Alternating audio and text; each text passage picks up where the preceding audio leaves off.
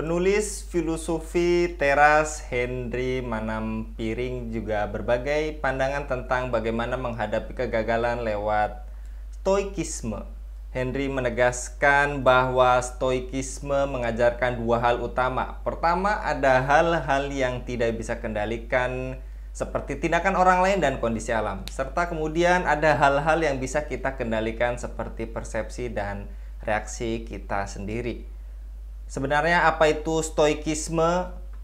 Apa tujuan aliran pemikiran tersebut dan apa bahayanya? Untuk membahasnya kami terhubung dengan pengamat ideologi Bung Iwan Januar. Kita sapa terlebih dahulu. Assalamualaikum warahmatullahi wabarakatuh Bung Iwan. Waalaikumsalam warahmatullahi Bung Anggi. Baik Bung Iwan, terkait lifestyle yang menerapkan stoikisme di tengah masyarakat menjadi salah satu tren. Apa itu stoikisme, Bung? Iya, Bung Anggi. Jadi memang di tanah air ini ada satu fenomena ya, boleh dikatakan iya kelatahan ya di dalam mengambil filosofi atau falsafah yang berkembang di berbagai macam negara, khususnya di Barat ya, tentang stoikisme ini ya diantaranya. Nah, stoikisme itu kan pandangan yang datang dari filsafat di Yunani jauh itu abad ketiga sebelum Masehi.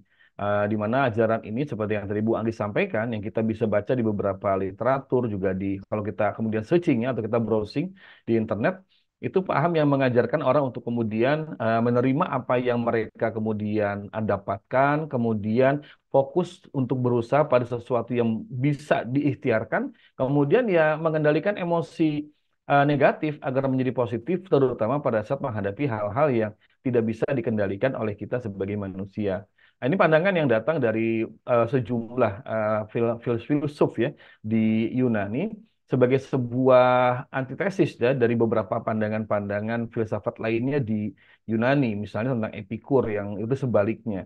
Jadi kalau pandangan stoikisme ini lebih mengarah kepada ya kita harus bisa mengendalikan emosi negatif dengan cara menerima segala hal yang ada yang tidak bisa kita kendalikan dan fokus pada hal-hal yang bisa kita kendalikan untuk kemudian kita lakukan usaha terbaik di sana. Secara prinsipil begitu, Bung Anggi, tentang stoikisme atau yang sering disebut sebagai stoa begitu.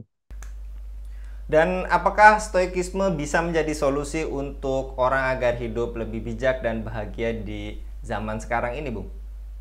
Ya, di zaman yang memang serba materialistis ya hari ini, yang serba hedonis, orang memuja dan mencari kesenangan yang sifatnya materi, seperti flexing misalnya, ya, atau kemudian juga orang healing, ya, tanda kutip ketika sedang stres, depresi, muncul istilah healing. Apa healing itu kemudian? Jalan-jalan ke tempat-tempat wisata, hiburan, shopping, ya. Ada sebagian orang itu yang healing itu dengan cara shopping, kemudian juga dengan cara berbagai macam hal-hal yang menurut mereka itu bisa menjadi obat ketika mental sedang sakit, tapi memang banyak sifatnya materialistik.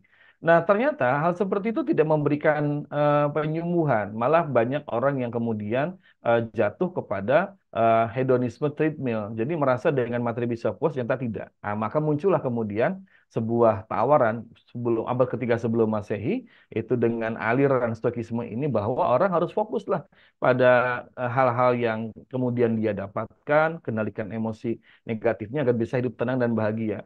Jadi memang untuk masyarakat Barat yang mereka sudah sekuleristik, bahkan juga sebagian itu mereka agnostik atau ateis bahkan, maka tawaran dari Stoicism ini seperti sesuatu oase di tengah gurun pasir. Ketika orang mencari kepuasan materi, ketika orang itu dahaga untuk mendapatkan pujian, sanjungan, muncullah kemudian falsafah stoikisme yang mengajarkan orang untuk fokus pada hal-hal yang sudah mereka terima, kendalikan emosi negatif, kemudian fokus pada hal yang bisa kemudian mereka lakukan. Jadi untuk masyarakat yang sekuleristik ya, yang memang mereka menjadikan agama khususnya Islam itu sudah jauh dari kehidupan masyarakat, ya memang cocok ya untuk menyembuhkan dahaga bahkan juga mental illness yang ada pada diri mereka, Bung Anggi.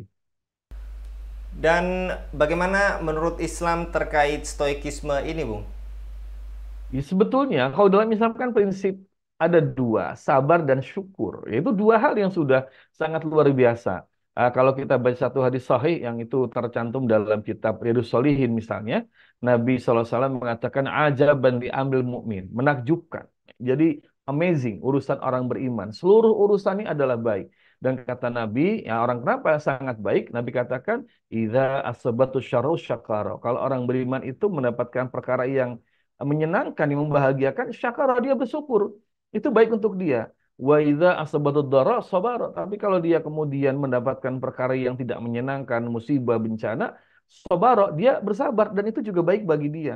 Jadi prinsip-prinsip Stoikisme itu sebetulnya ya di dalam Islam lebih dalam lagi, lebih dalam bahkan lebih luas begitu ya tentang sabar dan syukur. Kemudian tentang menerima hal-hal yang memang itu tidak bisa diubah, dikendalikan oleh kita. Dalam agama kita ada istilah takdir kodok ya, ada kodok keputusan Allah yang memang itu datang di luar kendali dan kemampuan manusia, baik itu untuk mendatangkannya atau untuk menolaknya. Misalkan tentang musibah ya orang sakit misalnya ditinggal meninggal oleh keluarganya, orang yang dia cintai seperti itu, kehilangan harta benda, jabatan, maka seorang mukmin yang dia paham tentang konsep qada dan qadar, dia akan memahami ini bagian dari hal-hal yang memang harus dia terima karena di luar kuasa dia, di luar kemampuan dia. Dan dalam Al-Qur'an kemudian Allah sebutkan bahwa ketika ada manusia itu mendapatkan ujian wa naqsim minal amwal wal anfus wa thamarat, dia mendapatkan ujian berupa dikurangi hartanya, makanannya, buah-buahnya, bahkan juga ditinggal kematian oleh orang terdekatnya. Allah sampaikan apa itu? Yaitu berikan kabar gembira pada orang-orang yang bersabar. Apa itu ciri-ciri orang bersabar? Idza asabatu musibah qalu inna lillahi wa inna ilaihi rojiun. Itu ciri-ciri orang yang berbahagia yang dia itu sabar adalah kalau mendapatkan musibah dia mengucapkan inna lillahi wa inna ilaihi rojiun. Nah, kalimat istirja yang kita kenal ini itu sayangnya kan di tengah-tengah kaum muslimin tidak mendapat penghayatan yang cukup. Tidak dibarengi juga dengan pemahaman tentang konsep qada dan qadar. Jadi ketika orang kena musibah, bibirnya mengucapkan kalimat istirja, tapi mainnya, pikiran dan hatinya tuh kemudian tidak menerima itu. Nah, akhirnya kemudian muncul pandangan bahwa Islam itu tidak memberikan solusi untuk masalah mental saya, Islam tidak memberikan jawaban untuk persoalan hidup saya. Nah, dan lucunya ketika mereka ketemu dengan orang yang menawarkan stoikisme ini, oh ini cocok ya seperti itu. Nah, ini sebetulnya adalah gambaran umat hari ini mereka tidak memahami dengan utuh ajaran Islam, sehingga ketika mereka ditawarkan sesuatu yang sebetulnya dalam Islam ada lebih dalam dan lebih indah, itu mereka nggak tahu, malah menerima yang dari luar. Kalau mereka mau ngaji, menghayati dan mengamalkan apa yang sudah dipaparkan dalam Islam, itu jauh lebih dahsyat ketimbang paham stoikisme, Bung Anggi. Dan terakhir, Bung Iwan, bagaimana tips terkait kontrol diri untuk mencapai kedamaian dalam Islam ini, Bung? Pertama memang kuncinya iman ya. Jadi iman itu bukan hanya meyakini Allah itu ada, tapi juga meyakini bahwa Allah Maha Kuasa, Allah Maha menentukan takdir. Nah, makanya ada asma Allah itu Al-Muqtadir yang Maha menetapkan. Dan di dalam Al-Quran Allah sudah sampaikan banyak hal-hal yang itu merupakan ketetapan Allah yang tidak bisa dihadapi oleh manusia. Qul la yusibana illa ma kataballahu lan. Katakanlah tidak ada satupun musibah menimpa kita melainkan sudah Allah tetapkan kepada kita. Nah, dan di ujung ayat itu Allah sampaikan wa 'alallahi falyatawakkalul mu'minun. Dan hanya kepada Allah orang-orang beriman itu bertawakal. Makanya kuncinya pertama iman dulu. Bagaimana bahwa hidup kita ini makhluk lemah, tidak kuasa, dan pada Allah itu ada kekuasaan yang mutlak yang kita dalam banyak hal harus ridho menerima segala ketetapan Allah. Tapi Allah juga memberikan ruang dalam banyak hal kepada kita untuk beramal. Ketika kita kena musibah, kita sabar, ridho menerima musibah, tapi kemudian secara manusiawi Allah meminta kita untuk berikhtiar untuk mengelola musibah itu, mengendalikan emosi. Kemudian kalau itu katakanlah seperti rumah hancur, terbakar, maka ikhtiar memperbaiki rumah dan sebagainya. Dan yang kedua, ada kemudian ya harus mengkaji Islam. Karena pemikiran-pemikiran Islam ini pemikiran yang sangat luas, dalam, dan luar biasa indah. Nah, sayangnya hari ini kaum muslimin dalam kondisi mereka itu ma'rifatuddin bigori hakikiha. Jadi mengenal Islam, agama, tapi bukan hakikatnya. Mereka tahu Islam itu sebatas cuman sholat saja, sebatas ibadah mahdoh ya. Kalaupun akhlak sebatas seperti sopan, santun. Tapi kemudian filosofi tentang akidah dan ada akhlak dan ibadah ini yang tidak dipahami. Maka kuncinya harus ngaji. Kalau nggak ngaji itu nggak bisa, Bu Anggi. Baik, jazakallah Bung Iwan.